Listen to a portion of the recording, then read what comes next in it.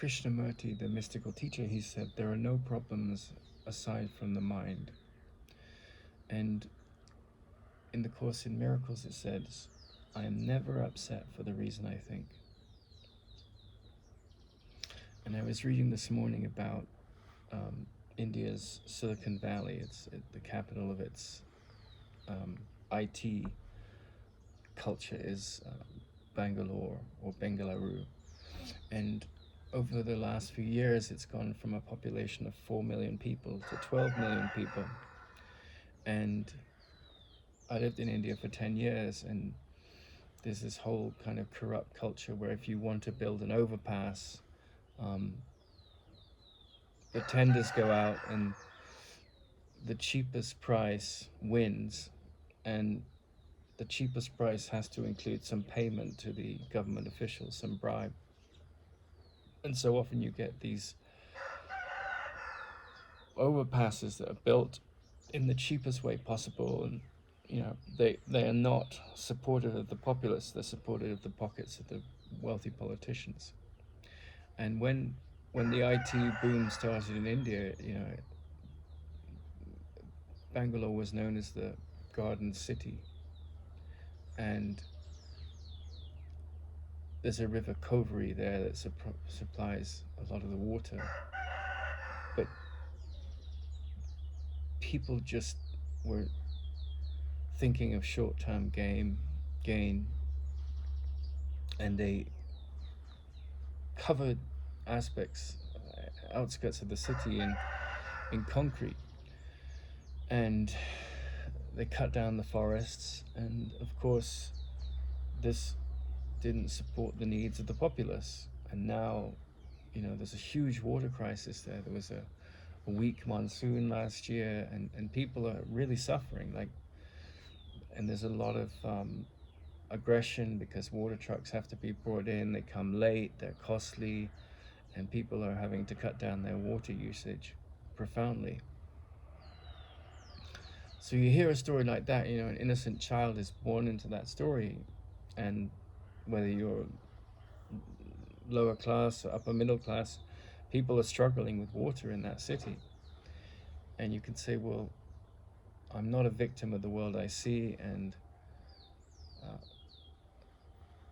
parrot things like Krishnamurti said, there are no problems aside from the mind. But these are people that didn't necessarily support these policies, like the government and the greedy developers didn't think things through. So obviously people in that situation are victims of these very challenging circumstances. And if you see a tsunami or an earthquake in the news, and happens in Haiti or somewhere, and there's this extreme death toll, or in the Caribbean, obviously those people have become victims of these horrific situations. But what is the real deeper meaning of I'm never upset for the reason I think, and I can see peace instead of this, and there are no problems aside from the mind? Well, the dawning of wisdom is about the awakening to the fact that one is not a body. The body has its needs, and the mind has evolved to handle those needs, and the brain has a function to bring order to life.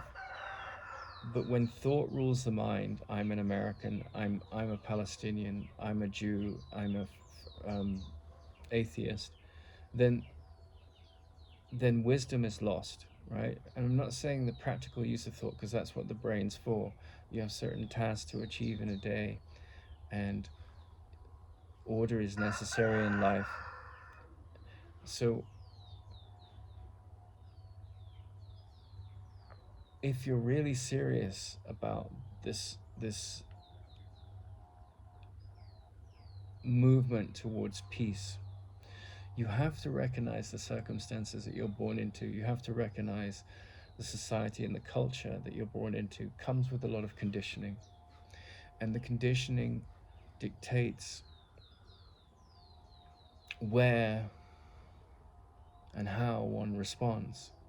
Where meaning at what level of consciousness. And the ego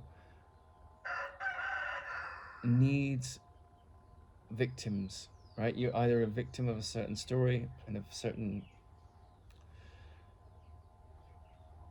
association with a certain identity, or you make scapegoats, you ridicule and you attack and defend.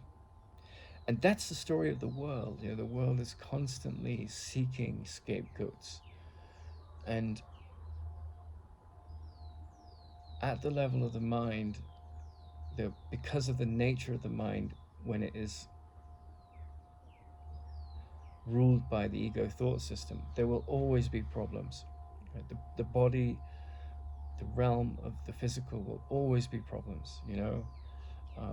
Any mother of any animal knows that there's another animal that wants to eat it, and even if you're at the top of the chain, you're a lion or a tiger, um, disease, injury, um, pollution of water supplies and other animals can take you out. So at the level of the physical, one can always, when one is dominated by insecurity, the thought system of insecurity, see oneself as threatenable. And in the Course in Miracles, it says, nothing real can be threatened. Nothing real can be threatened. And everything you see with your physical eyes can be threatened. I'm being serenaded by these tiny flies, and they want to go into my ears, and they want to eat from the liquid of my eyes, and I have to brush them away, right? So everything that we see with the physical eyes is an illusion.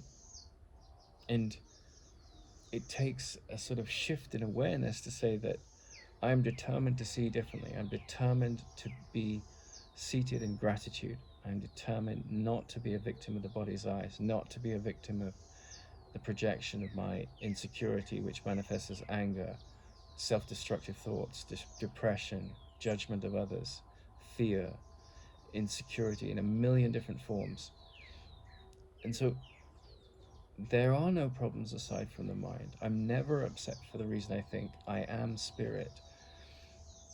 This is not something that you go to a church to hear told to you, dictated about these great beings from cultural history who've mastered these teachings. This is something one has to bring into application in one's life, because the state of peace, the state of blessed perception that is liberated of fear, that is rooted in gratitude, forgiveness, and light and love, is the way out of the illusion that we've trapped ourselves in by our thought system.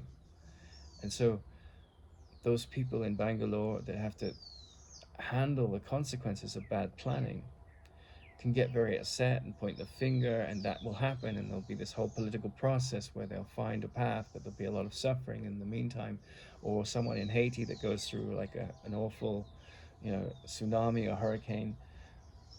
Those things are part of duality. They are what, and all of us have our version of that in life. Someone we love dies, we get a fatal disease, we get a non-fatal disease, someone betrays us that we've given our trust to. And there's always, in all of those experiences, a decision to make oneself a victim of the story, make oneself upset. And what we think is that upset is justified, right? Someone does a horrible thing to me, and I can be depressed and let that story rule my mind. I see myself aging, I see my unconscious come up and justify my depression. I see all the horrible things that happen in the world, and I become a victim of my seeing. And this is where, when the Course in Miracles says, I am spirit, it's a declaration of independence from this insecure, fearful mind. And it's a training that's coming in to form when you say those words. It's not like you're a master of it the moment you say it, but the recognition of the deeper wisdom that it's pointing to means that all the education that we've had at the level of subscribing to this fearful identity has to be brought up to the altar of undoing, right? All the education that our religions have given us, that we need to follow a certain set of teachings to be liberated, and all the sort of atheistic arguments that argue, that there's no purpose to life. Everything has to be brought into the crucible of this destructive force, which is actually extremely creative, because all conditioning that supports fear binds us to this illusionary identity. And that is really the purpose behind life. And you can be an atheist and still master this. You don't have to believe in God. But when he says, I am spirit, it means like perception starts to get questioned. And what is informing the perception, right? And that's got nothing to do with what you believe. It's got everything to do with this capacity to discern whether what is being projected is based on fear or liberation from fear.